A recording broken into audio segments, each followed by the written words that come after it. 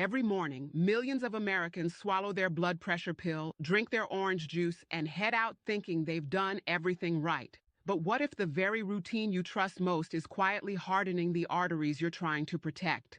A study published in the Journal of the American College of Cardiology found that adults over 60 who followed standard cholesterol management protocols still experienced arterial stiffness progression at nearly twice the rate of younger adults, even when their numbers looked perfect on paper. Dr. Queen has spent 19 years as an interventional cardiologist. She kept seeing the same pattern: patients with clean lab results coming in for stents, patients doing everything their doctors told them, and still ending up on the table. That contradiction stopped her from staying quiet. She wants to ask you something directly before we go further. When you eat what you consider a heart-healthy meal, maybe oatmeal, maybe a salad with low-fat dressing, do you ever actually feel lighter afterward, or does something still feel off? Drop your answer in the comments. She reads them. Here is what is actually happening inside your body right now. Your arteries are not just pipes, they are living tissue, flexible, responsive, and constantly repairing themselves.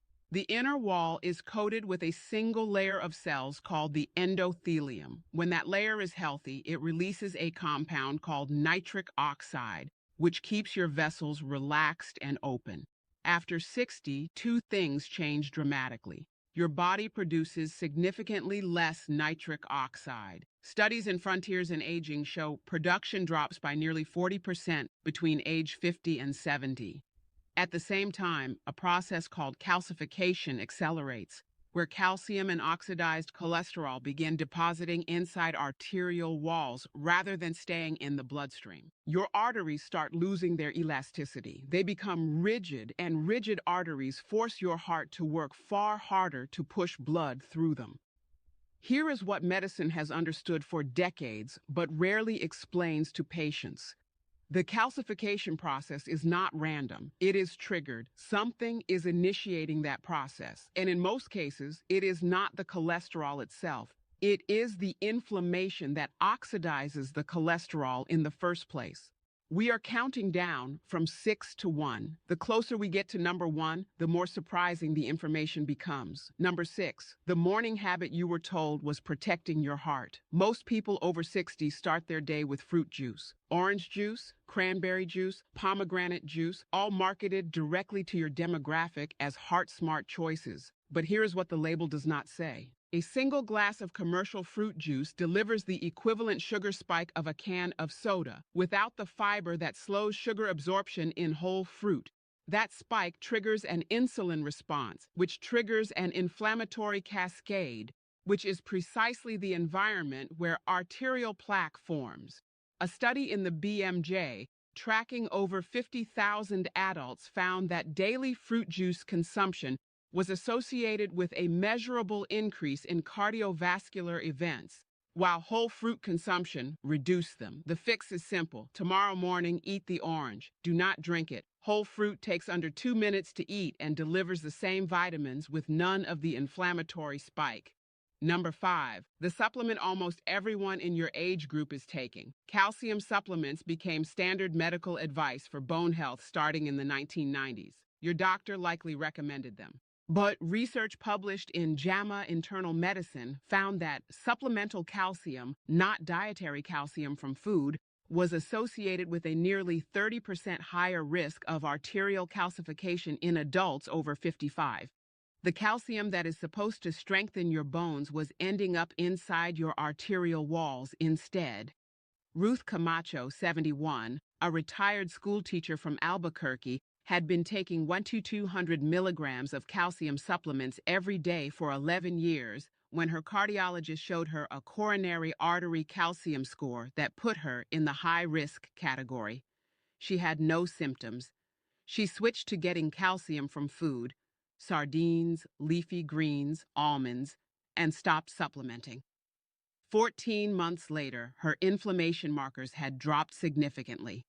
She told Dr. Queen, "I felt like I had been given permission to stop doing something that was quietly working against me." The fix? Talk to your doctor about getting calcium from food sources first. If supplementing, research suggests doses under 500 milligrams with magnesium are far less likely to cause arterial deposits. Number 4, the cooking oil sitting in your kitchen right now. Vegetable oils, canola, corn, soybean, sunflower, were promoted for decades as the heart-healthy alternative to saturated fat. But these oils are extremely high in omega-6 fatty acids, and when omega-6 intake far exceeds omega-3 intake, the body shifts into a pro-inflammatory state. A study in the American Journal of Clinical Nutrition found that populations with the highest omega-6 to omega-3 ratios had significantly higher rates of arterial inflammation markers compared to those with balanced ratios. The fix: replace vegetable oils in your kitchen with extra virgin olive oil for low heat cooking and avocado oil for higher heat. Both can be done in under 1 minute per meal and cost roughly the same. Now, before number 3, there is something I need you to understand about what comes next. Most people hear this and assume it applies to someone else, someone less careful about their health. It almost certainly applies to you. Number 3, the medication class that may be accelerating the very problem it is meant to solve. Statins are the most prescribed class of drugs in American history. Dr. Queen is not saying stop taking them. That decision is between you and your doctor. But research published in the journal Atherosclerosis found that long-term statin use was associated with increased arterial calcification scores, even in patients whose LDL cholesterol had been successfully lowered. The proposed mechanism involves statins inhibiting a vitamin K-dependent protein that normally prevents calcium from depositing in soft tissue. If you are on a statin, ask your doctor specifically about vitamin K2, not K1, which is found in leafy greens, but K2, specifically in the form called MK7. Research suggests K2 activates the proteins that direct calcium away from arteries and into bones. This conversation could change what your next scan looks like. If this information has been useful to you, please take 5 seconds and hit the like button. It helps Dr. Queen reach people who need this before it becomes urgent. Number 2, chronic mouth breathing. This one sounds almost too simple to be real, but your nose does something your mouth cannot. It produces nasal nitric oxide, a compound that your lungs absorb and deliver directly to your arterial walls, helping maintain elasticity.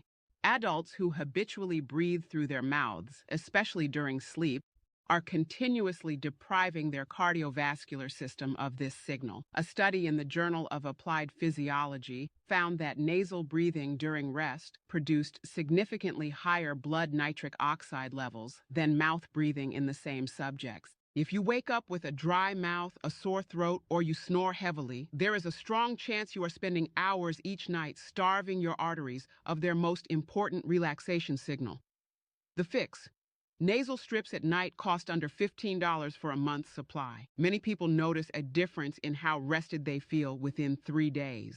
Number 1, the specific daily food that functions as a natural arterial cleaner. This is the one Dr. Queen wishes every cardiologist mentioned at every appointment. Raw garlic, specifically allicin, the compound released when you crush or chop a raw clove, has been shown in multiple independent studies to reduce arterial stiffness, lower systolic blood pressure, and reduce circulating oxidized LDL. A study in the Journal of Nutrition found that aged garlic extract reduced coronary artery calcium progression by over 50% compared to placebo over a 1-year period.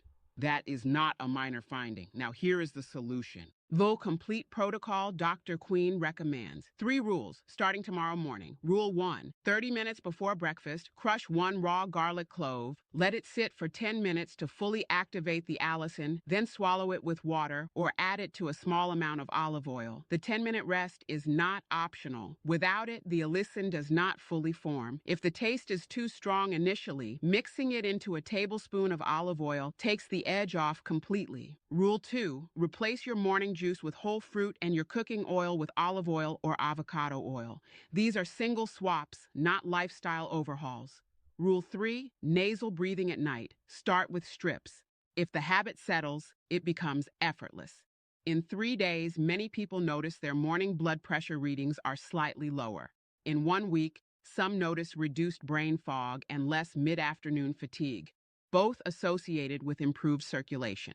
In 1 month, if you ask for a CRP test that measures systemic inflammation, a meaningful number of people following this protocol see a reduction. The most common mistake Dr. Queen sees is people adding raw garlic to their routine but heating it immediately, sautéing it in the pan without the resting period. Heated garlic has benefits, but cooking it destroys the allicin before it can form. Crush it, rest it, then use it, in that order. Thomas Ibarra, 68, a retired electrician from Sacramento, had spent 4 years being told his arterial health was deteriorating slowly, but nothing was yet severe enough to treat. He started this protocol not expecting much. He told Dr. Queen 6 months later, "My cardiologist looked at my latest scan and actually asked me what I had changed. He said something was different. That was not luck. That was Thomas finally giving his endothelium what it had been asking for all along. Here is your 30-day challenge. Starting tomorrow, crush 1 garlic clove every morning, let it sit 10 minutes, and take it before breakfast. Do that for 30 days without missing. Then get your blood pressure checked and your CRP measured if possible. Report back. If you know someone who takes a calcium supplement every day or who drinks juice every morning thinking it is protecting their heart, please share this with them. That single piece of information could redirect something that is quietly building. Your arteries are not done adapting. After 60, after 70, the tissue still responds. The question is what you give it to respond to. Subscribe so you have this kind of information when you need it, not after.